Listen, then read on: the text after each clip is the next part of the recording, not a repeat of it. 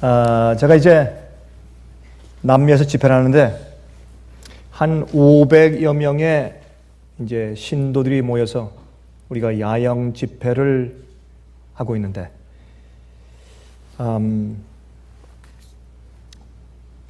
그 집회를 책임 맡은 목사님이 올라가서 이제 사회를 합니다. 그런데 이런 얘기를 하면서 우는 것을 들었습니다. 눈물이 글썽글썽하더니 손수로도 눈물을 닦고 목이 메이고 그러면서 하는 얘기가 작년도에 이 야영 집회 왔던 분들 가운데서 올해 참석하지 못한 분들이 있습니다. 그 중에 한 명이 제 딸입니다. 그렇게 말하는데 그 딸이 31살 된 수지입니다. 이 수지가 제가 여러 번 만났고 참 상냥하고 좋은 그리스도인입니다. 근데 아마 이 심장에 좀 문제가 생겼던 모양입니다. 젊은 처녀인데. 그리고 이 얘기를 부모님들이 너무 부담될까 봐 다시 말해서 돈이 너무 많이 들어갈 것 같으니까 부모님한테 말을 하지 않았던 모양입니다. 그리고 친한 친구에 가면 이 얘기하고 한 친구가 놀러와서 좀 이야기하다가 잘 가라고 인사한 다음에 방에 들어와서 이제 침대에 누웠다는 것입니다. 근데 아침에 깨어서 보니까 딸이 일어나지 않습니다. 아침 일찍 일어나서 조반을 준비하던 딸이 일어나지 않는 것입니다. 그래서 부모들이 이상해서 가서 문을 열어보니까 조용히 자는 것처럼 누워있는데 늦잠을 자는 것 같았습니다. 조금 더 있다가 나중에 가서 또 문을 열어보니까 그만 죽어있는 것을 발견했다는 것입니다. 그 충격은 우리가 이해할 수 있겠죠? 그러면서 그 딸에 대해서 이야기하면서 우는 제가 목사님을 보았습니다. 그 목사님과 사모님께 제가 뭐라고 위로할 말이 참 부족했습니다. 우린 죽습니다. 그 죽는 이유는 죄 때문에 죽습니다. 이 세상에 죽지 않는 사람은 아무도 없습니다. 죽는다는 죄의 결과 때문에 많은 사람들이 복음을 발견하고 구세주의 필요성을 발견하고 회개하게 된 경험들을 우리가 알게 되는 것입니다. 죄의 파워는 율법이다 그랬어요.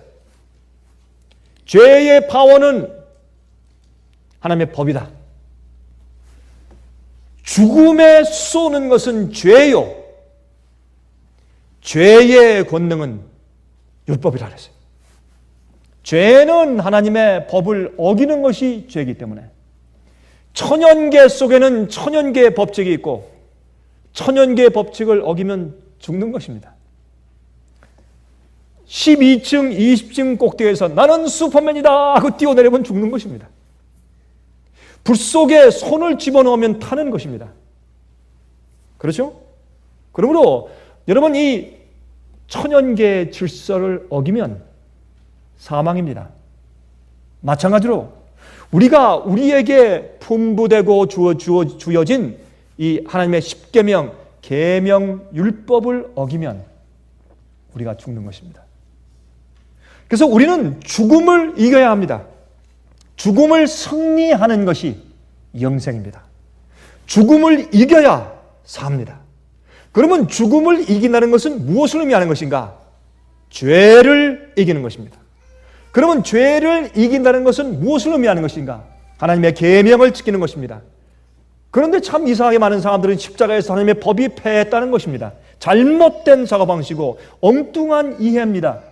그것은 그럴 수가 없는 것입니다. 만약 하나님의 법을 패하거나 깨뜨릴 수 있다면, 없앨 수 있다면 주님께서 아예 에덴 동산에서부터 법을 없애버리고 그냥 봐주시지 무엇 때문에 내쫓으셨으며 예수께서 십자가에 오신 이유가 어디에 있습니까? 우리의 죄를 지시고 그 대가를 갚으신 이유가 어디에 있습니까? 하나님의 법은 영원히 불변하고 깨뜨릴 수 없기 때문에 그러한 것이 아닙니까?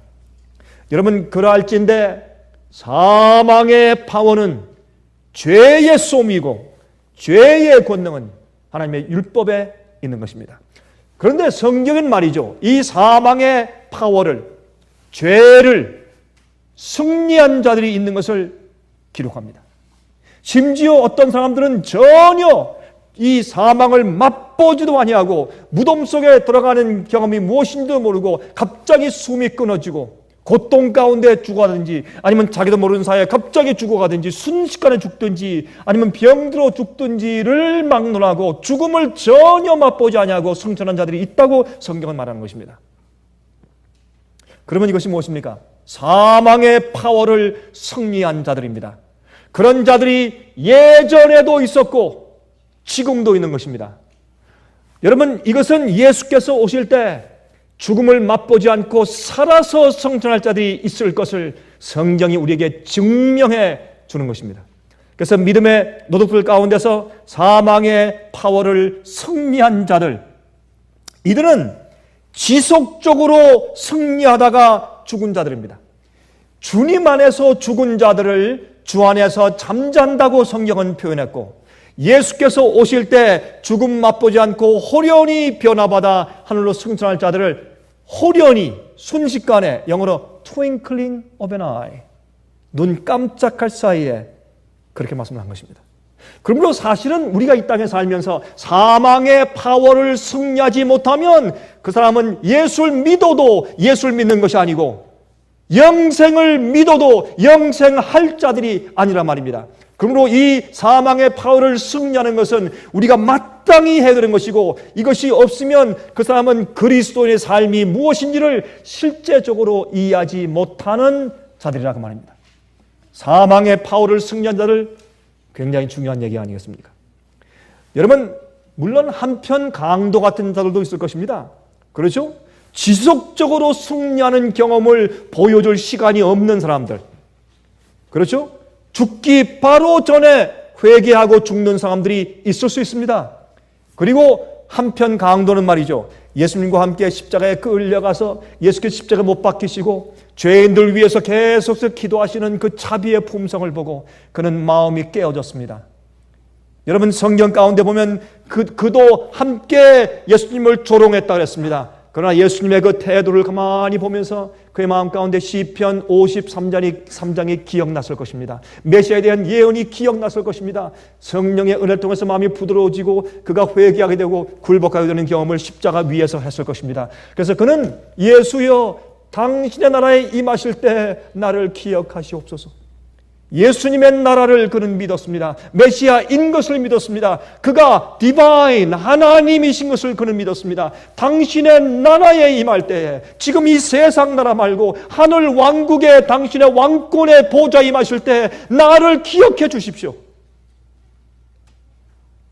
그는 오랫동안 성령의 음성을 거절해 온 사람이었을 것입니다. 그러나 최후의 성령의 강력한 빛에 의해서 예수님의 품성을 보고 그는 깨어졌을 것입니다. 그리고 우리가 볼 때는 순식간에 변한 것 같지만, 그러나 하나님께서 그의 마음 가운데 오랫동안 역사해 오신 마지막 결실이 그가 죽기 전 얼마 전에 있었던 것을 우리가 압니다. 그런 자들도 혹 있을 것입니다. 제가 혹 있을 것이라고 말씀드린 이유가 있습니다. 여러분, 죽기 전에 내가 회개하면 된다, 절대 그런 일은 없습니다. 마음속에 계속적으로 성령의 음성을 거절하고 그의 마음 가운데 영적인 갈등이 없는 사람이 갑자기 회개하는 법은 없습니다. 그것은 거짓말입니다.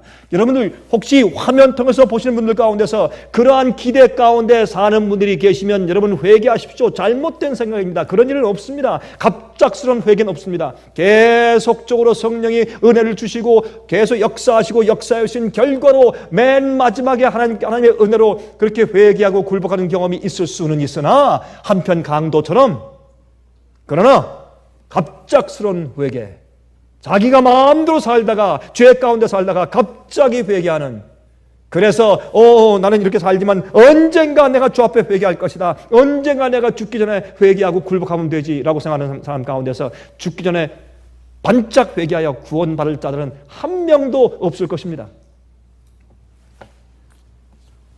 그러므로 여기에 사망의 파워를 승리한 자들은 지속적으로 승리하다가 죽은 자들이나 지속적으로 승리하다가 죽음을 맛보지 않고 살아서 승천하는 자들일 것입니다. 여러분 마귀가 말이죠. 한번 생각해 보세요. 에녹과 엘리야가 유혹과 시험을 승리한 다음에 하나님께서 그들을 데리고 하늘로 데리고 올라가셨을 때, 야, 마귀가 어떻게 했을까요? 얼마나 기가 막혔겠습니까? 얼마나 억장이 막혔겠습니까? 이런 자들이 앞으로 생기면 큰일 아니냐. 내가 영원히 패배하는 것인데 이 지구를 자기 것으로 만들기 위해서 지금 올인하고 있는데 이런 자들이 생기면 큰일이다. 그는 에녹을 본 다음에 엘리야를 본 다음에 그는 더욱더 이를 악물고 결심했을 것이 아닙니까? 여러분, 하나님께서 에녹을 데리고 올라갈 때 마귀가 항의했겠죠? 그렇죠? 여러분, 하나님께서 유다서를 보니까 유다서에 거기에 이제 모세 시체를 데리고 하나님께서 데리고 올라가려고 하시니까 마귀가 항의하는 장면이 나와서 미가엘이 예수님께서 그를 꾸짖는 장면이 기록되어 있습니다. 여러분, 그걸 봐서 죽은 모세를 부활시켜 데리고 올라가시려고 하는데 마귀가 지금 감히 항의하면서 달려드는데 살아있는 에녹을 데리고 올라가시고 살아있는 엘리야를 데리고 올라가시는데 마귀가 가만히 있었겠냐 말입니다. 예? 난리를 쳤겠죠. 우리 한국말로 난리를 쳤을 거예요. 아마 자기 그 악한 군대들이 거기 다 내려와 있겠죠. 하나님 이럴 수는 없습니다. 그러니까 주님께서 참 그들 앞에 에녹의 지속적인 승리를 보이셨을 것이고 엘리야의 지속적인 승리를 보이셔서 그가 죄의 사망의 파워를 승리한 자들인 것을 예수님께서 그들에게 말씀해 보여주셨을 것입니다. 그리고 또 어떻게 하셨겠습니까? 내가 언젠가 어느 기간 동안에 내가 온 우주 거민들에게 천사들 앞에 인간들 앞에 마귀 너와 모든 타락한 그런 악령들 앞에서 내가 책을 펴고 이 세상에 한번 태어났다가 죽거나 아니면 앞으로 살아서 승천할 모든 자들의 하나하나의 케이스들을 전부 책을 펴서 내가 증명해서 아주 공정하게 보여줄 때가 올 것이다. 적어도 그런 말을 남기셨을 것이 아닙니까? 여러분, 그것만 보아도 하나님의 심판은 반드시 있어야 합니다. 하나님께서 책을 펴시고 온 우주 앞에 보여주시는 그러한 심판의 역사가 있어야 하는 것을 우리가 여기서 분명히 알게 되는 것입니다.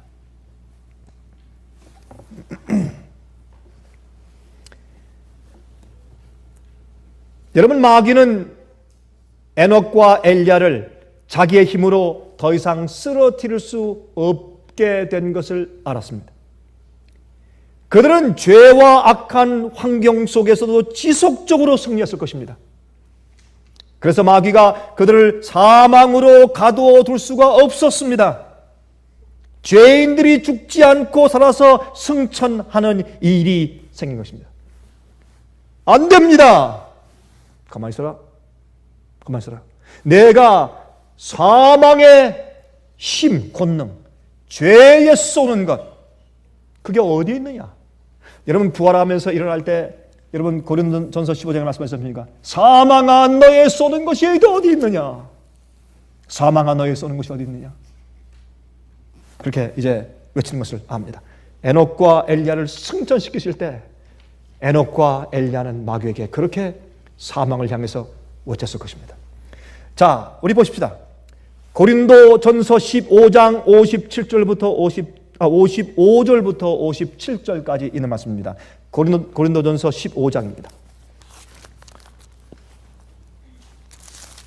고린도전서 15장 55절부터 57절까지 있는 말씀을 좀 읽어보도록 하십니다. 사망아 너의 이기는 것이 어디 있느냐? 사망아 너의 쏘는 것이 어디 있느냐? 사망에 쏘는 것은 죄요, 죄의 권능은 율법이라. 우리 주 예수 그리스도로 말미암아 우리에게 이김을 주시는 하나님께 감사하노니. 여러분, 여기서 무엇을 이기는 것이에요? 죄를 이기는 것입니다. 또 무엇을 이깁니까? 사망을 이기는 것입니다. 왜 처음에 말씀하기를 사망아 너의 이기는 것이 어디에 있느냐? 예수 안에서 이김을 주시는 것을 그들이 감사하는 것입니다. 그리고 우리가 무엇을 이깁니까? 사망을 이깁니다. 그렇죠? 죄를 이깁니다.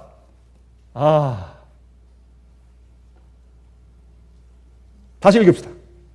이 말씀은 너무 좋은 말씀이기 때문에 다시 읽습니다. 고린도전서 15장 55절부터 57절 다시 읽습니다. 제가 읽습니다. 다시. 사망아, 너의 이기는 것이 어디에 있느냐? 이것이 여러분과 제가 외쳐야 할 우리 얘기가 아닙니까? 이것은 우리가, 여러분 혹시 우리 가운데 앞으로 잠들 사람들이 있어서 부활할 때 말하는 것도 되고 살아서 성천할 때 말하는 것도 되지만 우리가 매일매일 이 말을 할 수 있어야 되겠습니다. 여러분 별로 동의는 안 하시는 모양이네. 적어도 저는 그렇습니다. 우린 이 말을 매일 할 수 있어야 합니다. 사망아, 너의 이기는 것이 어디 있느냐? 어디 있느냐? 나를 죽일 테면 죽여봐라. 여러분 제가 그런 얘기를 하지 않습니까? 저는요, 하나님께서 제게 맡기신 임무를 끝마치기 전까지 저는 불사조입니다. 비행기를 타고 가다가 떨어져서 산산조각 나서 뭐 수백 명이 다 죽어도 저는 안 죽습니다. 제가 이런 얘기를 하니까 어떤 사람들이 말이 자꾸 오해해가지고 지가 저러니까 교만하단 말을 듣지, 이제 그런 말을 해요. 뭐 좋습니다, 그렇게 말을 해도. 뭐 그런 말 제가 한두 번 들어서 해야지. 그러나 한 가지 아는 것은 하나님께서 우리에게 맡기신 임무를 끝내기 전까지 우리는 안 죽는 것입니다. 그건 주님의 약속입니다. 주님께서 어떤 사람들한테 임무를 맡기고 해라 한 다음에 도중에 죽게 하시면 그건 뭐 주님께서 능력이 없는 분이지. 우리가 죽는 것은 우리가 할 일을 다 끝마친 것입니다. 그리고 주님께서 우리를 통해서 이루실 주님의 섭리를 다 이루신 것입니다. 걱정할 게 아무것도 없어요.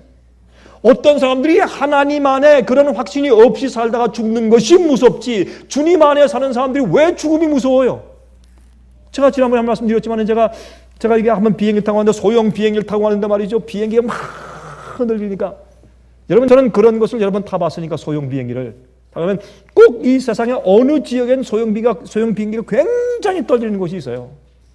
산악지대. 거기만 가면 말이죠, 사람들이 난리예요. 그냥 뭐 이러는 사람, 기도하는 사람, 이러는 사람들은 난리예요. 근데 왜 제 마음에 죽음에 대한 두려움이 없을까요? 제가 잘나서요? 아닙니다. 하나님의 약속을 제가 믿기 때문에 그렇습니다. 사망아, 너의 이기는 것이 어디 있느냐? 사망아, 너의 쏘는 것이 어디 있느냐? 사망에 쏘는 것은 죄요, 죄의 권능은 율법이라. 우리 주 예수 그리스도로 말미암아 우리에게 이김을 주시는 하나님께 감사하노니. 우리에게 이김을 주시는 하나님께 감사한다. 그런데 또 한 가지 좀 얘기합시다. 마귀가 말해요, 모세를 이겼을 때, 모세를 한 번 이겼죠? 마지막 끝 무렵에 40년 지나고 맨 마지막 부분에 모세를 이겼습니다. 모세를 이겼다라는 말은 좀 그러네요. 그런 표현보다 모세가 한 번 실패했습니다. 여러분, 성경은 모세가 이 세상에서 가장 온유한 자였더라 라고 선포합니다. 그러한 자가 온유함을 잃어버렸습니다. 언제? 백성들이 너무 불평하고 너무 불만하고 너무 항의하니까 그만 답답한 나머지 분노했습니다. 분노한 것도 그렇지만 그가 반석을 2번 침으로 예수님께서 한 번 돌아가실 것을 2번 돌아가시는 것인 양 표현하게 되고, 표상적으로, 그리고 백성들 앞에서 잘못된 모본을 끼쳤습니다. 하나님께서 그 책임을 물으셨죠. 그렇죠? 그래서 이 온유한 선지자, 이 지도자의 그 한 번의 실수의 책임을 물으심으로 백성들에게 큰 교훈을 남기고자 하나님께서 하셨죠. 우리 그 말씀을 읽어볼까요?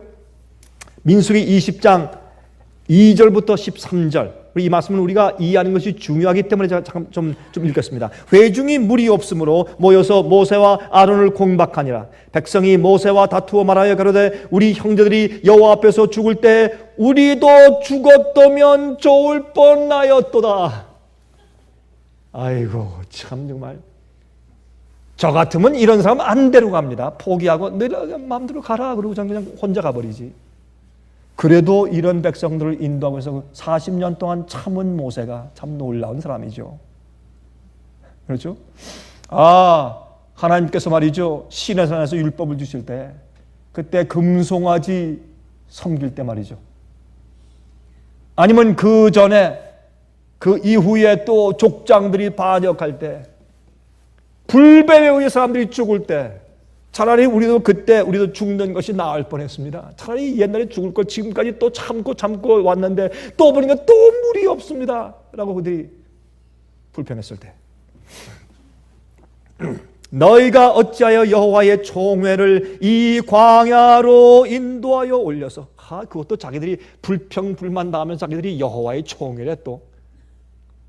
여호와의, 어떻게 아론과 모세야 아론아, 어떻게 너희가 감히 여호와의 총회를 애굽에서 이끌어 올려서, 아이고 참 입이 터졌다고 말은 잘해요 또. 광야로 인도하여 올려서 우리와 우리 짐승으로 다 여기서 죽게 하느냐. 참 기가 막힌 얘기 아닙니까 여러분? 너희가 어찌하여 우리를 애굽에서 나오게 하여 이 악한 곳으로 인도하였느냐. 아니, 악한 곳으로 인도하여 왔대요. 악한 곳. 아니, 그 악한 곳은 자기들의 완악함 때문에 하나님께서 할 수 없이 그들을 광야로 돌게 하셨는데, 너희가 어떻게 이 악한 곳으로 우리를 인도하였느냐. 이 곳에는 파종할 곳이 없고 무화과도 없고 포도도 없고 석류도 없고 마실 물도 없도다. 그들이요, 가나안 땅을 정복하려고 12 정탐꾼을 보냈을 때, 그때 갈렙과 여호수아 2명 말고 10명은 가서 그 땅은 기름지고 참 젖과 꿀이 흐르는 그런 아름다운 곳이지만은 거기 우리가 들어갈 수 없습니다. 거기에 있는 사람들은 거인들입니다. 우린 메뚜기 같습니다. 얘기할 때 온 백성들이 그 거짓 정탐꾼들의 말을 믿었다고 했습니다. 주님께서 그 믿음 없는 사람들을 보시고 그런 사람들 데리고 가나안 땅에 들어가시면 그들이 거기서 정착할 수 없는 것입니다. 그들이 똑같이 되어버리는 것입니다. 믿음으로 가서 거기서 전쟁을 싸워서 그 땅을 차지할 수 없는 것입니다. 여러분, 가나안 땅에 들어간다고 갑자기 하나님께서 그 가나안 백성을 다 죽이시는 것이 아닙니다. 그들이 하나하나 정복해 나가야 합니다. 그래서 그들이 하나님께서 할 수 없이 그들을 광야로 다시 보내서 40년 동안 돌게 하시면서 아무것도 없고 파종할 것도 없는 곳에서 주님께서 그들을 기르시는 것을 경험케 하셔서 다시 믿음을 갖고 신뢰하는 그런 성품을 갖도록 인도하신 것입니다. 우리도 불평 많이 해요. 솔직히. 여러분 불평합니까? 안 합니까? 불평, 불만. 그 불평, 불만이 우리 서로에게 있다면 그건 조금 다행이에요. 근데 하나님께 있다고, 하나님께. 이거 큰일, 여러분. 하나님께 대한 불평과 불만과 의욕은 죄입니다. 여기 말씀하기를 그건 죄라고, 이건 죄예요. 잘못된 것이요. 그건 믿음이 없는 것이요. 그러한 죄는 자기도 멸망하고 자기 가족을 멸망시키고 주위에 있는 사람들을 멸망시키는 것이에요. 우리가 고난당하고 고통과 어려움이 있어서 우리 마음 가운데 신음하는 것은 당연하겠으나 하나님께 대한 의심이나 의욕을 품거나 불만을 품게 해서는 안 됩니다. 마귀는 그렇게 함으로 우리를 멸망시키려고 애를 쓰는 것입니다. 여러분, 우리도 예수님의 재림이 지체됨으로 인해서 불평합니다. 나 예수님 속기 오실 줄 알고 이것도 하고 저것도 포기하고 저 학위도 포기하고 다 하는데 이게 뭔가? 광야에 도는 것은 우리가 마지막에 주님만 신뢰하는 믿음을 갖게 하기 위한 주님의 은혜입니다. 그래서 우리가 이해해야 합니다. 우리도 괴로운 인생길을 살아야 하는 부담 때문에 원망합니다. 내지는 하나님의 살아계심을 의심하고 예수님의 재림에 대해서 의심하게 되고, 그래서 불평과 원망이 생깁니다. 옛날 이스라엘 백성들도 꼭 그랬습니다. 지금도 그렇습니다. 지금도.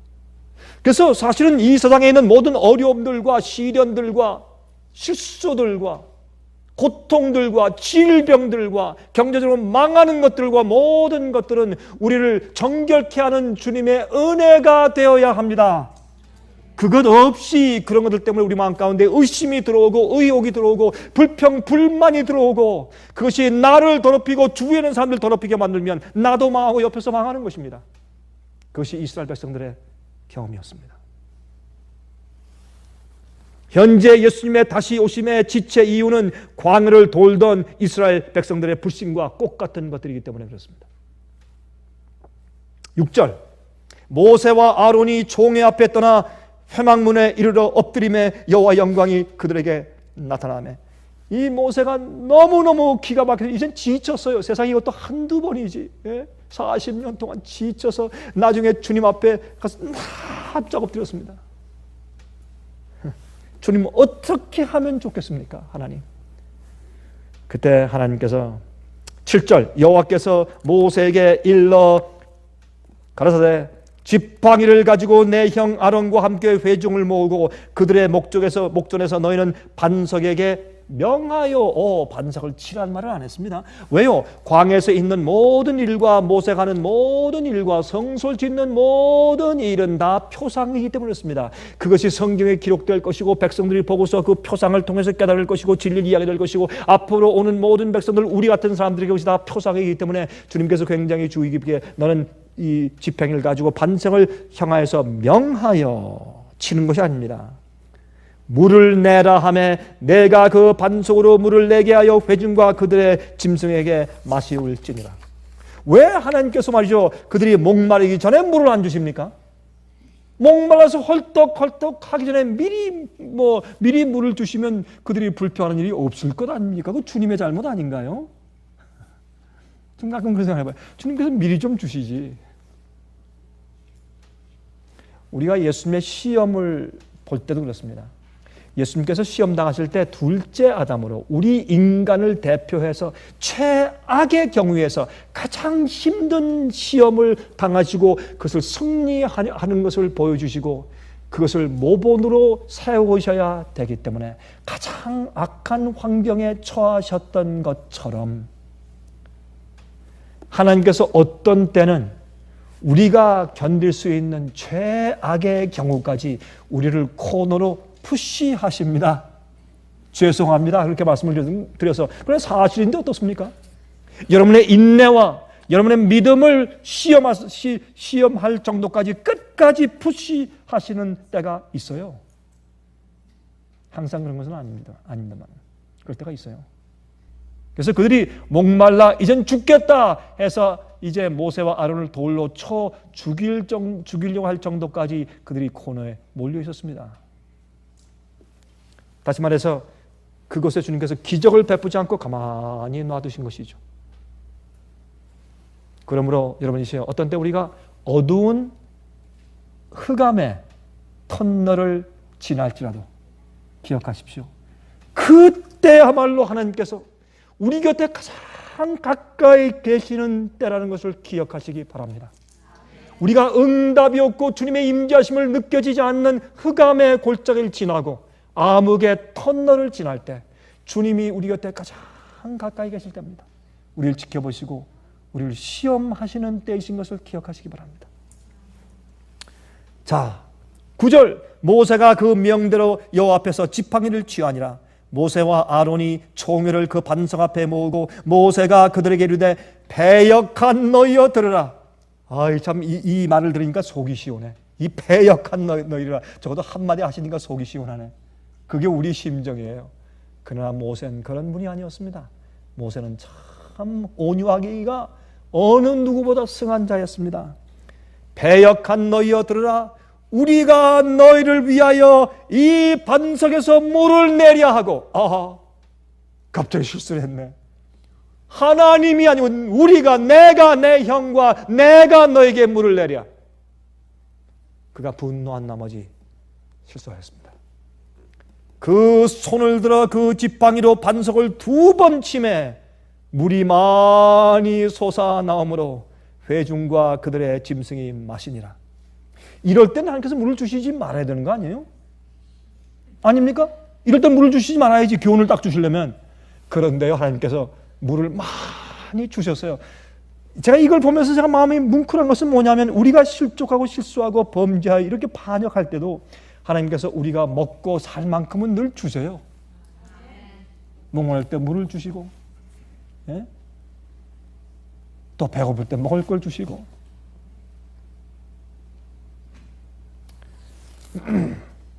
하나님께서는 적어도 우리에게 아침 조반은 만들어 주세요. 그렇잖아요. 5 제자가 예수님 부활 후에 낙심해서 입을 옷도 없고 신을 신발도 없고 주머니를 보니까 돈도 없고 이제 어떻게 하나 집에 가져가니 처자식들이 기다리고 있는데 돈도 하나 없고 예수님 따라다가 망했는데, 그래서 베드로가 아유 나는 이제 고기나 잡으러 갈랜다. 그때 옆에는 요한과 야고보와 그 다른 친구들이 우리도 따라갈랍니다. 밤새도록 고기를 잡았는데 한 마리 잡지 못했을 때, 낙심할 때 주님께서 여보시오 고기 좀 있어? 한 마리도 못 잡았습니다. 이쪽 한번 던져봐. 이쪽에. 예수께서 서 계신 곳이었죠. 여러분, 그들은 버림받은 것 같았으나 예수님은 밤새도록 그 해변가에 서서 그들을 지켜보고 계셨습니다. 그러니까 주님께서 이른 아침에 그 해변가에 서 계셨죠. 그들이 외롭게 고기를 잡을 때 주님이 그들을 버리신 것이 아니었습니다. 거기 계셨습니다.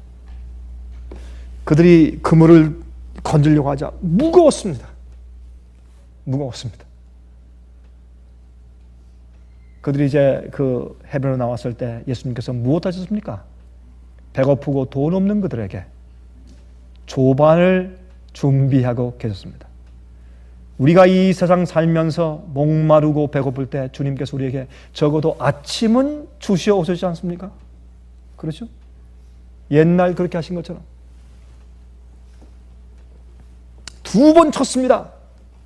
12절, 여호와께서 모세와 아론에게 이르시되 너희가 나를 믿지 아니하고 이스라엘 자손의 목전에 나의 거룩함을 나타내지 아니한 고로 너희는 이 종회를 내가 그들에게 준 땅으로 인도하여 드리지 못하리라 하시니라. 이스라엘 자손이 여호와와 다투었으므로 이를 무리라 하니라. 여호와께서 그들 중에서 그 거룩함을 나타내셨더라. 우리는 무리바가 너무 많아요. 이걸 무리바라고 하면 안 돼요. 평화의 샘이라고 해야지. 주님과 다투어서 물을 마시면 안 돼요. 참고 기다리고 주님의 뜻대로 인내해야지. 그렇죠? 우리 생활 가운데 무리바가 너무 많아요. 여러분, 우리가 그저 잘 먹고 잘 사고 그래도 이렇게 잘 나간다고 해서 주님께서 우리의 생애를 인정하신다는 뜻은 아닙니다. 기억할 것입니다. 우리가 많은 무리바의 문을 통과할지도 모릅니다. 기다릴 줄 알아야 합니다. 그래서 백성들 앞에서 영원한 모본을 위하여서 모세는 잘못의 책임을 지고 죽어서야 했습니다. 왜요? 그것이 지도자의 책임이기 때문에. 지도자가 하는 실수는 보통 사람과 다르기 때문에 그는 백성들에게 모본을 끼치고 어떤 상징을 내리는 사람이기 때문에 하나님께서 그를 죽게 하심으로 백성들에게 경고를 하신 것입니다. 그래서 그는 죽었습니다. 그러나 유다서 9절에 보면 천사장 미가엘이 모세의 시체에 대하여 마귀와 다투어 변론할 때 감히 회방하는 판결을 쓰지 못하고 다만 말하되 주께서 너를 꾸짖으시기를 원하노라 하였거늘 예수님께서 모세의 시체를 데리고 올라가셨습니다. 그렇죠? 비스가 언덕에서 주님께서 시체를 데리고 올라가셨습니다. 우리 어떻게 합니까? 예수께서 변화산에 계셨을 때 그때 엘리야와 모세가 내려와서 한 사람은 살아 승천한 자를 대표하고 한 사람은 죽어서 부활할 자들을 대표하는 모습으로 내려왔을 때 모세가 내려왔습니다. 하늘에서. 그래서 모세는 하늘에 있는 것을 아는 것입니다. 여러분, 제가 뭘 말하는 것입니까? 살아서 승천한 자나 지속적으로 승리하다가 죽어서 부활에 올라간 자들은 사망의 파워를 이긴 자들입니다. 사망의 파워를 이기지 못한 자들은 아무도 영생하지 못할 것입니다. 사람들은 장난으로 생각해요. 노아 홍수 때 구원 얻은 자들과 소돔과 고모라 때 구원 얻은 자들과 유대 교회에서 다락방에 올라가서 오순절 성령을 받은 자들의 숫자를 그들이 잊어버립니다.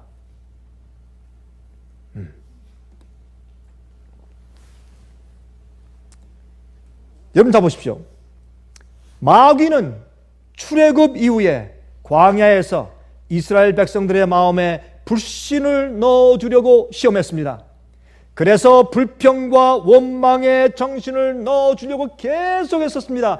누굴 통해서? 섞인 물을 통해서, 주님 앞에 온전히 굴복하지 않은 자들 통해서 마음 가운데 불신이 있고 의욕이 있고 고통과 질병과 고난이 올 때 그 때문에 불평과 불평을 할 수 있는 마음의 자세가 준비된 자를 통해서 그들을 부추겨서 어떻게 해요? 다른 사람을 다 더럽혔습니다. 섞인 자들이라고 말했습니다. 그렇게 했을 때 마귀가 승리했습니다. 그가 성공했어요.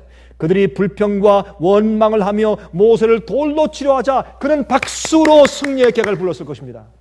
지금도 그러합니다. 지금도 믿는 자들 속에서 마귀에게 그렇게 넘어지는 자들은 마귀가 손뼉치며 객을 부르게 합니다. 우리는 사망의 파워를 이기는 자들로 살아야 합니다. 그것이 그리스도인 삶입니다.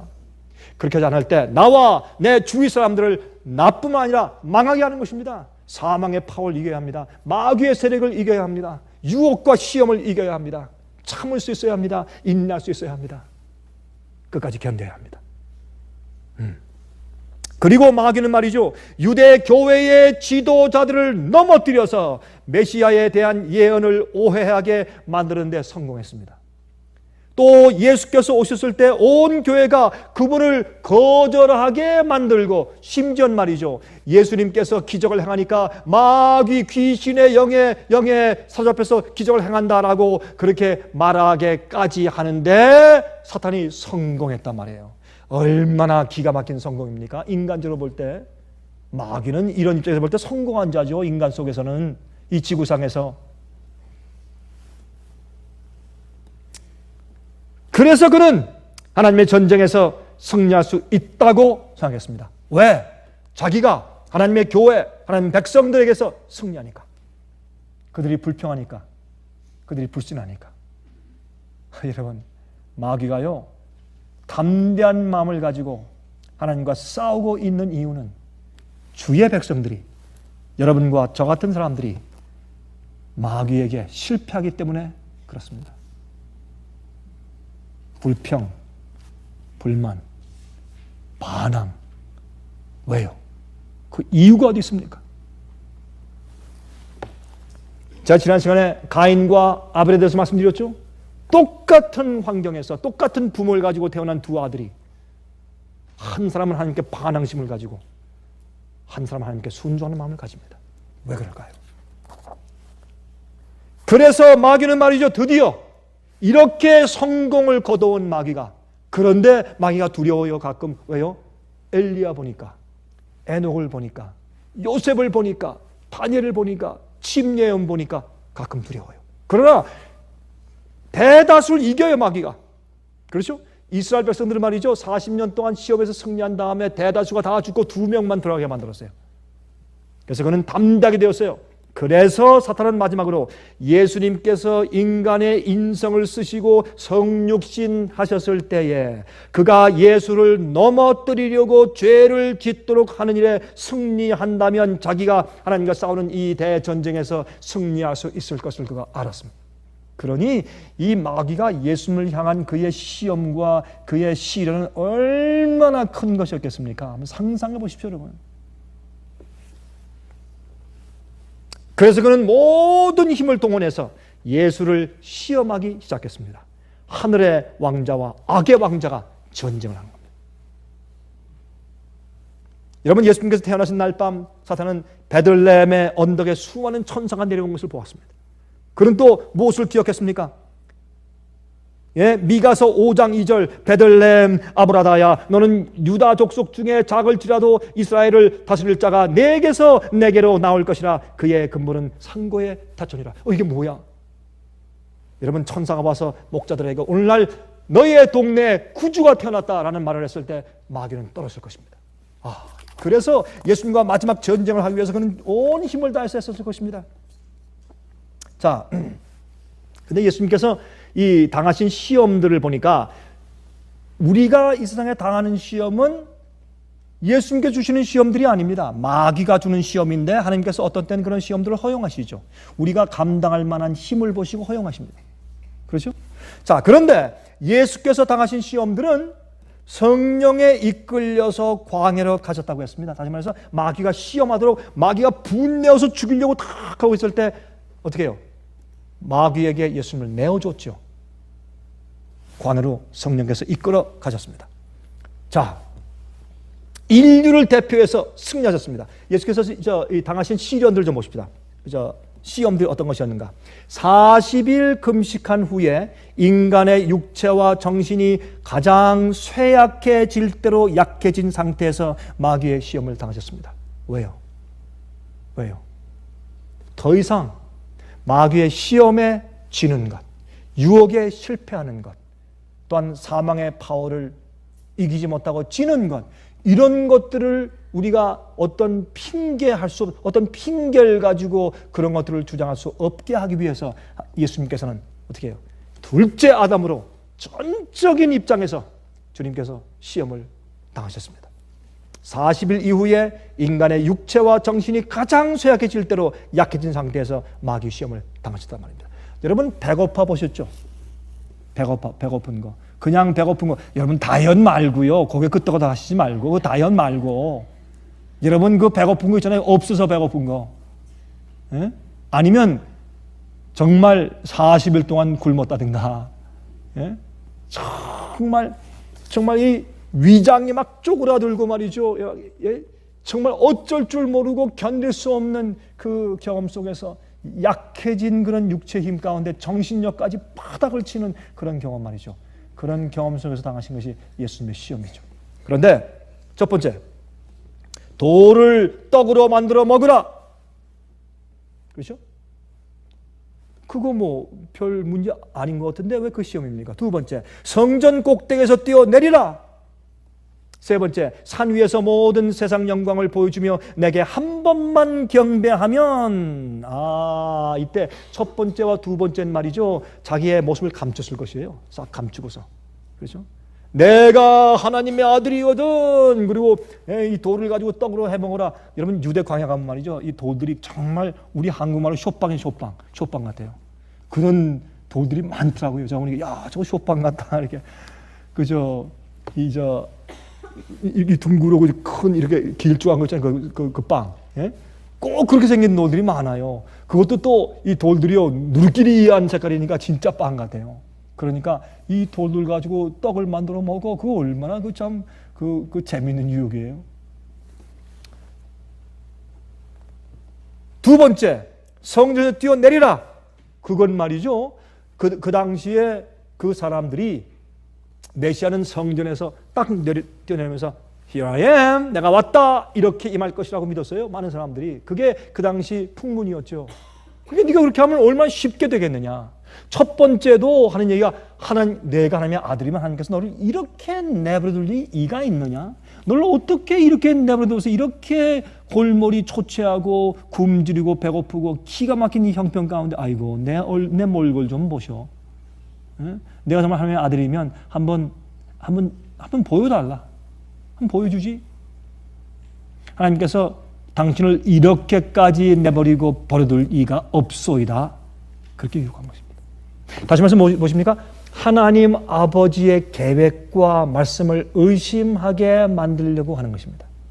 마귀의 시험의 근본 목적은 거기 있어요. 마지막 주의 참교회, 참백성들을 갖다가 흔들리게 하는 목적이 어디 있어요? 여러분과 제 마음 가운데 있는 하나님의 말씀, 성경의 말씀 약속과 주님의 계획과 예언과 언약과 주님의 명령과 이런 것을 우리가 조금이라도 흔들리거나 의심하게 만들면 마귀가 이겨요. 우리가 왜 불평하고 왜 원망해요?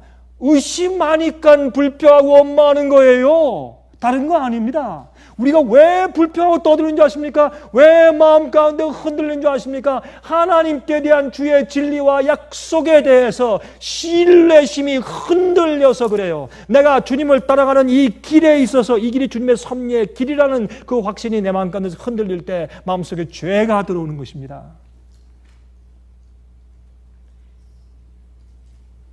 이것을 하면 우린 사망의 파워에 지는 것입니다.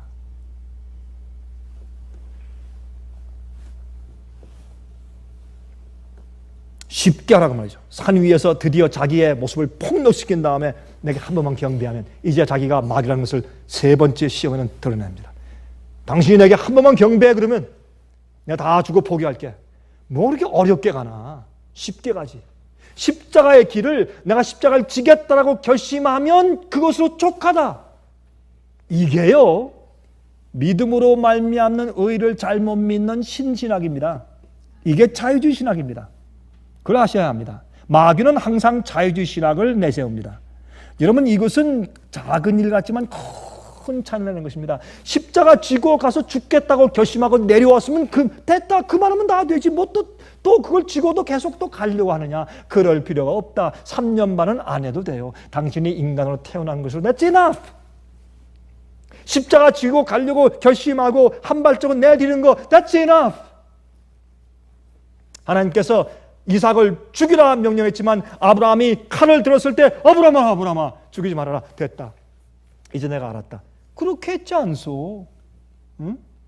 그런데 뭐 구태여 그렇게 끝까지 가려고 하오. 그러지 말고 십자가를 지려고 결심만 했으면 그건 하늘에서 인정받고 이제 됐으니 지고 갈 필요까지 없어. 너무 이렇게 고생하지 마시오. 쉽게 합시다.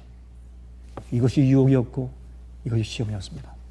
마귀가 우리의 왕이시고 주님이고 대표이신 예수님을 그렇게 시험했다면 마귀는 여러분과 저를 그렇게 시험하지 않겠느냐 말입니다. 우리는 주님을 한번 따르기로 했으면 십자가 지고 죽기까지 따라야 합니다. 그게 믿음입니다.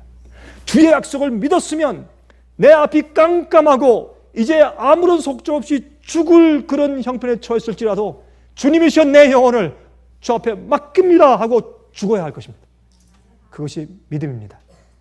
그래서 우리가 사망의 파워를 이기는 길은 예수님의 품성을 담고 예수의 믿음을 가지는 것인데, 그래서 맨 마지막에 요한계시록 14장 12절에 짐승의 표의 환난을 이야기할 때 성도의 인내는 여기 있나니 저들은 하나님의 계명을 지키며 예수의 믿음을 가진 자라고 말씀했지 않냐 그 말입니다. 예수의 믿음이 바로 그러한 믿음입니다. 어떠한 환경 속에서도 흔들리지 아니하는 믿음, 하나님의 존재와 하나님의 섭리와 주님의 계획과 주님의 약속과 주님의 명령에 있어서 절대로 흔들리지 아니하는 그 믿음, 그 믿음을 가진 자가 누구입니까? 누가 그 믿음을 가지고 있습니까? 그 믿음을 가진 자들이 마지막 백성들입니다. 화면 통해서 보시는 여러분들이시여, 제가 늘 말하듯이 마지막 하나님의 참교회 얘기를 많이 하지 않습니까? 그런 자들이 하나님의 마지막 참교회입니다. 하나님의 계명을 지키며 예수의 그 믿음을 가지고 있는 자들, 어떤 일이 있어도 흔들리지 아니하는 자들 말입니다. 그런데 아십니까? 보세요. 예수님의 시험의 이슈가 무엇입니까? 마귀가 무엇을 하려고 하는 것입니까? 제가 네 가지로 간단하게 제가 설명드리겠습니다. 첫 번째, 하나님의 법을 어긴 죄의 크기를 예수님께서 느끼셔야 합니다. 둘째, 아담으로 마귀의 시험을 이겨주셔야 합니다. 그래서 우리를 어떻게 도와주실 줄 아는 대제사장이 되시기 위해서 시험을 받으셔야 합니다. 두 번째, 십자가의 길에 발을 들여놓기만 하고 실제로 그 고난의 길을 갈 필요가 없다는 것이 마귀의 시험이었습니다. 그렇게 하겠다는 결심만 있으면 된다는 것입니다. 첫 발만 띄었다면 다 된다는 것입니다. 굳대어 끝까지 갈 필요는 없다는 유혹을 하는 것입니다. 쉽게 가라는 것입니다. 이것을 예수께서 말씀으로 이기셨습니다. 세 번째, 하나님의 말씀을 의심하게 만들려고 하는 시험을 이기셨습니다. 네 번째, 하나님의 뜻에 대한 완전한 신뢰와 믿음을 흔들어 놓으려고 하는 것입니다. 꼭 그렇게까지 할 필요가 있느냐? 하나님께서 너무 하신 것이 아니냐? 하나님의 사랑과 모든 것을 알고 주관하시는 사실에 대해서 의심을 품게 하는 시험이었습니다. 그것이 예수 시험이었습니다. 우리는 자주 아니면 적어도 가끔 그런 유혹과 시험을 받습니다. 느낍니다. 자, 여러분들이시여 부탁합니다. 화면 통해서 이 말씀 듣는 분들에게 부탁합니다. 사랑하는 성도들이시여, 제가 온 마음을 다해서 부탁합니다. 그러한 시험을 승리하시기 바랍니다. 사망의 파워를 이기십시오. 우리는 매일매일 사망아 너의 쏟은 것이 어디에 있느냐라는 담대한 말을 할 수 있어야 합니다. 주의 말씀을 신뢰하고 진리를 신뢰하는 마음을 가지고 그렇게 살 수 있어야 합니다. 여러분 마음 가운데 불만, 불평, 불신, 반항심이 들어오면 하나님께 대한 것입니다. 조심하시기 바랍니다. 여러분, 시험하는 자가 자기가 사탄이라는 증거를 내세웠습니다. 그것이 무엇입니까? 내가 하나님의 아들이거든. 그것이 마귀가 자기가 사탄이라는 증명이었습니다. 증명을 보이는 것이었습니다. 하나님께서 그것 때문에 아셨습니다. 여러분, 마귀는 지금 뭘 하는 것입니까? 예수님께서 침례받고 올라오시자 요단강에서 말이죠, 성령이 비둘기처럼 내려오고 하늘에서 아버지께서 큰 음성으로 말씀하셨죠. 그때 사람들은 이것을 이해하지 못하고 우레가 떨었다 그렇게 말을 했지 않습니까? 그때 아버지께서 무슨 말씀했습니까? 이는 내 사랑하는 아들이요 내 기뻐하는 자라. 이는 내 사랑하는 누구라고요? 아들이요. 그 말씀을 금방 듣고 왔는데 적어도 40일 전에, 예? 그 하늘에서 받은 그 음성과 약속을 의심케 하려고 마귀가 애쓰는 것입니다. 예수님은 절대로 흔들리지 않았습니다. 여러분이시여, 여러분들은 하나님께서 인정하시는 아들과 딸들인 것을 신뢰하십시오. 그리고 흔들리지 마십시오. 주님께서 주신 진리 위에 흔들리지 말고, 빛에 흔들리지 말고 주의 약속에 흔들리지 마시기를 제가 간절히 부탁합니다. 이것은 우리에게 굉장히 중요한 것이기 때문에 그렇습니다. 여러분 좀 보실래요? 마태복음 27장 39절부터 44절 보시면, 여러분 제가 다 읽지 않겠습니다. 여기 보시면 여기 40절 먼저 볼까요? 40절. 그들이 말이죠, 예수님께 조롱할 때 뭐라 그랬어요? 가로되 성전을 헐고 사울에 짓는 자여, 내가 만일 하나님의 아들이거든 자기를 구원하고 십자가에서 내려오라. 이게 보니까 무슨 말이에요? 마귀 유혹하고 시험하고 똑같네. 당신이 하나님의 아들이면 십자가에서 고통당하고 왜 죽어가느냐? 당신이 하나님의 아들이면 하나님께서 구하실 텐데 내려와라. 그럼 우리 믿겠다. 내가 하나님의 아들이면 똑같은 마귀 정신 아니에요? 이 세상에 여러분이시여, 불신, 불만, 불평, 항의, 하나님께 대한 불신들은 마귀 정신인 것을 기억하십시오. 만약 어떤 때는 잘 몰라서 의문이 생기는 건 좋습니다. 의문이 생길 때 기도하며 말씀을 연구하고 빛을 상고하십시오. 그것이 진리면 절대로 흔들리지 마십시오. 41절. 그와 같이 대제사장들과 서기관들과 장로들도 함께 희롱하여 그러되 저가 남은 구원하였으되 자기는 구원할 수 없도다. 저가 이스라엘의 왕이로다. 지금 십자가에서 내려올지어다. 그러면 우리가 믿겠노라. 대제사장과 서기관들과 바리새인들도 뭐라 그랬어요? 이땐 안나스와 가야바 둘이, 대제사장이 둘이었어요. 그 당시에 장인과 사위. 당신이 하나님의 아들이면 내려와라, 우리가 믿겠다. 그렇게 말을 했다고 했어요. 그때 예수님께서 46절에 이러할 때에 주님께서 흔들리지 않았어요. 그의 고통을 주님께서 표현하긴 했습니다. 아야 하는 것도 죄입니까? 아니죠. 그렇죠? 아프다 하는 게 죄예요? 아니에요. 아프니까 아프다고 하는 것이지. 그래서 보면 예수께서 소리질러 말씀하시되 엘리 엘리 라마 사박다니 하시니 이는 곧 나의 하나님 어찌하여 나를 버리셨나이까 하는 것이라 그랬습니다. 예수님께서 그 극악한 외로움과 절망 가운데 있으셨을지라도 예수님의 믿음은 흔들리지 않았습니다. 예수님은 사망의 파워를 이기는 것이 무엇인지를 우리에게 모범으로 보여주셨습니다. 여러분이시여, 절대로 하나님을 불신하지 마십시오. 그리고 사망에 쏘는 것은 죄요, 죄의 권능은 주의 율법입니다. 예수께서 이 땅에서 그 절박한 상황 가운데서 모든 것을 승리하시고 단 하나의 죄로도 당신 자신을 더럽히지 아니하셨다는 것을 보여주신 것은 여러분과 저도 그렇게 할 수 있다는 것을 보장해 주신 것입니다. 저는 그것을 믿습니다. 주님의 은혜로 저는 그것을 믿습니다. 여러분, 우리 가운데요, 우린 그렇습니다. 우린 태어나기부터 우린 부족한 사람들입니다. 어떤 사람들은요, 예수를 믿어도요 마음이 좁은 사람들이 있어요. 예수님을 믿기 전에 돈에 인색했던 사람들은요, 예수 믿은 다음에도 돈에 조금 인색해요. 좀 나아지긴 하는데, 예? 어떤 것을 볼 때 생각하는 폭이 좁은 사람은요, 예수 믿은 다음에도 폭이 좁더라고. 여러분, 제 경험 가운데 그래요. 제가 틀릴 수도 있어요. 왜요? 우리의 개성과 성격들 차이가 있기 때문에, 우리가 자라는 환경이 있기 때문에, 내 주위의 환경 때문에 내가 이렇게 꼴찌어져 버렸어요. 그런 사고방식을 가지고 예수 믿으면 거듭나고 구원은 받으나 사고방식은 좁아요. 그럴 수 있어요. 그래서 우리가 성장하고 발전하고 자라야 돼요. 예수 안에. 그게 성화의 과정이에요. 여러분, 우리가 어떤 사람으로 태어났다고 할지라도, 네? 여러분은 목사님 근데 어떤 사람이, 제가 이래서 말씀드린 거예요. 어떤 사람이 말씀을 해요. 목사님 저는요 조금만 하면 그냥 불평이 나오고 원망이 나오고 금방 마음이 흔들리는데 원래 제가 생겨 먹은 게 그런데 어떡합니까? 그런 사람들 제가 만나본 적이 있어요. 그렇다고 할지라도 사망의 권세를 이기십시오, 여러분이시여. 우리는 승리하지 못할 유혹과 시험이 없는 것은 예수님께서 가장 절박한 그런 입장과 육체적인 조건과 정신적인 조건 속에서 승리하신 것으로 우리에게 얘들아 내가 했으니 너희도 할 수 있다, 그렇게 말씀하신다고 말입니다. 제가 이번에 비행기를 타고 이제 남미에서 이제 미국으로 돌아오면서 제가 한 부인을 만났습니다. 아주 참 믿음이 좋은 그런 여자 미국 분인데 저기 미시간에 사는 분이에요. 미시간에 있는 우리가 잘 알고 있는 한 도시에 사는 분인데, 이 부인이 자기 딸하고 아들 둘, 또 다른 아들은 이제 군대가 있고 아들 둘, 딸 하나는 남미에서 어답한 딸이에요.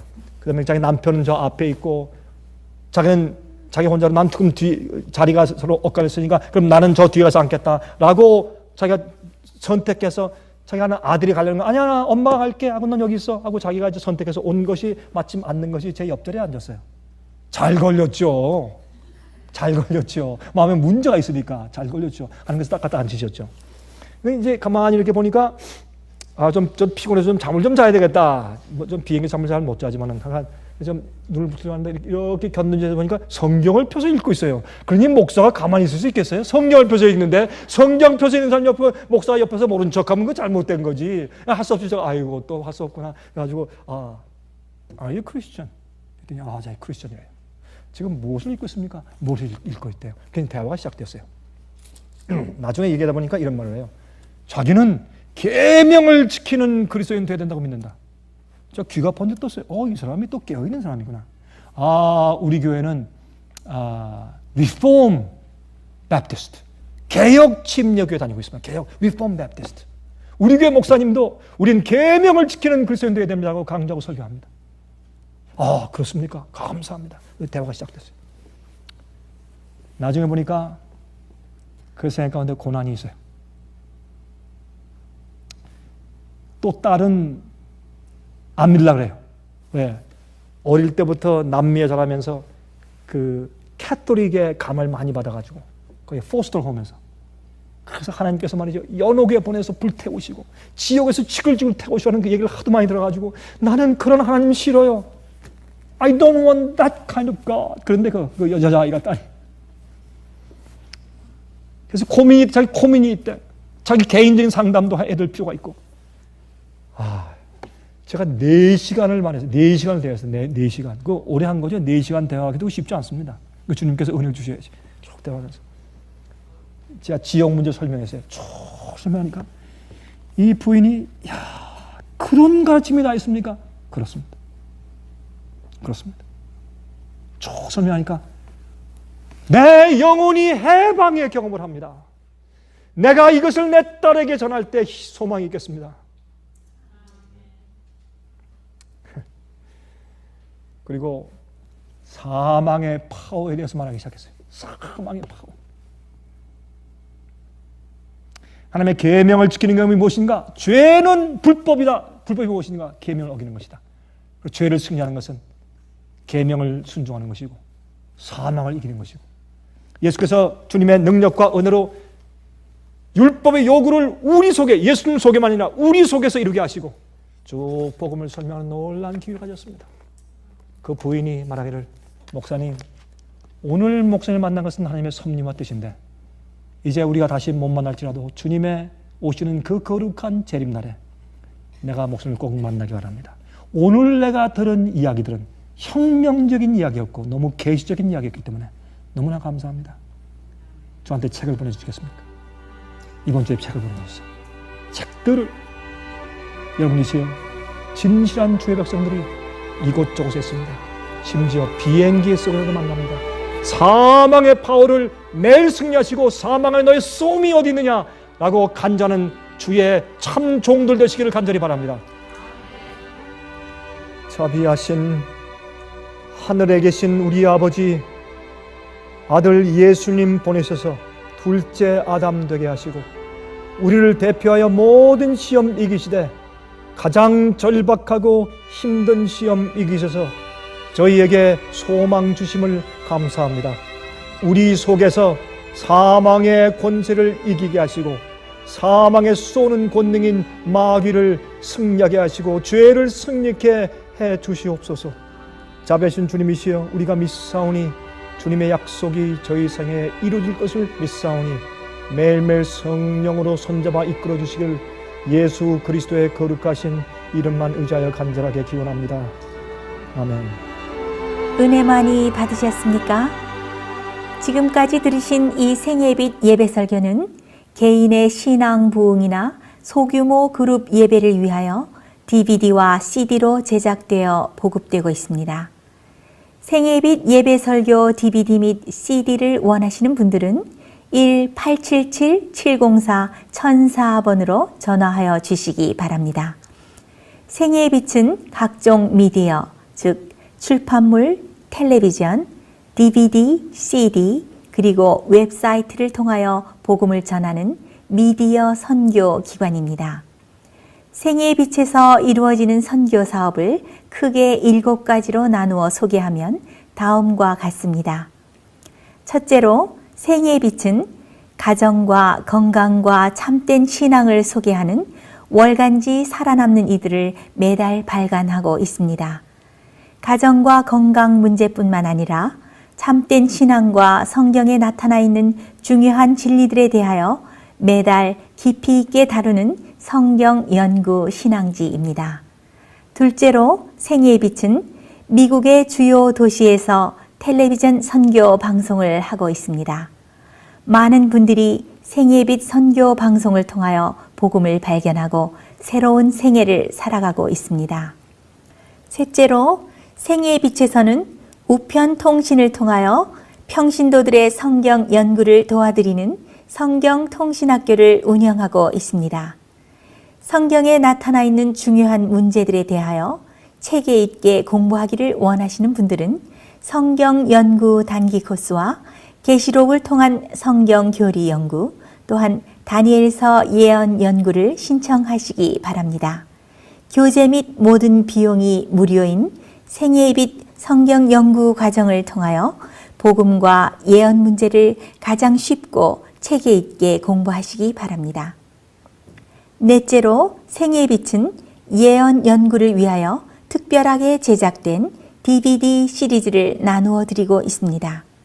성경 구약과 신약의 대표적 예언서인 다니엘서와 요한계시록을 처음부터 마지막까지 자세하게 해설해 드리는 예언 연구 DVD 시리즈를 통하여 많은 분들이 성경과 미래에 대한 새로운 시야를 가지고 살아가게 되었습니다. 마지막 시대의 복음과 비밀이 담겨져 있는 다니엘과 요한계시록 DVD 시리즈를 신청하셔서 새로운 영적 부흥을 체험하시기 바랍니다. 다섯째로 생애의 빛은 강병국 목사님의 예배 설교가 담겨져 있는 DVD와 CD를 원하는 모든 그리스도인들에게 나누어 드리고 있습니다.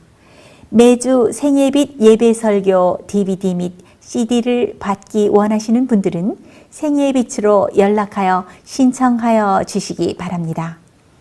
여섯째로 저희 생애의 빛 선교센터에서는 성경 신구약의 모든 진리를 요약하여 주제별로 만든 성경으로 돌아가는 길잡이 소책자 시리즈와 성경 말씀에 대한 이해와 영적 분별력을 환하게 밝혀줄 빛으로 인도하는 길잡이 소책자 시리즈를 마련해 놓았습니다. 이 2가지 소책자 시리즈는 오류가 난무하는 혼돈스러운 세상에서 여러분들을 정확한 하나님의 말씀의 길로 안내해 드릴 것입니다. 이 소책자를 신청하시려면 생애빛 뉴욕 지부로 신청해야 하는데 뉴욕 지부의 전화번호는 1-888-881-1004번입니다. 1-888-881-1004번으로 신청해 주시기 바랍니다. 끝으로 생애빛 선교 사업에 대해서 좀 더 자세하게 알기 원하시는 분들은 웹사이트 www.sostv.net를 방문하시기 바랍니다. 생애빛 웹사이트에는 지금까지 나온 모든 월간지와 DVD, 텔레비전 방송물들을 누구나 무료로 보실 수 있도록 준비되어 있습니다. 지금까지 소개해드린 생애빛 선교 교재 중에서 원하시는 책자나 DVD가 있으시면 무료 전화 1-877-704-1004번 1-877-704-1004번으로 신청하여 주시기 바랍니다. 미국 동부 시간으로 월요일부터 금요일까지 9시에서 5시 사이에 전화해 주시면 감사하겠습니다. 그럼 다음 시간까지 안녕히 계십시오.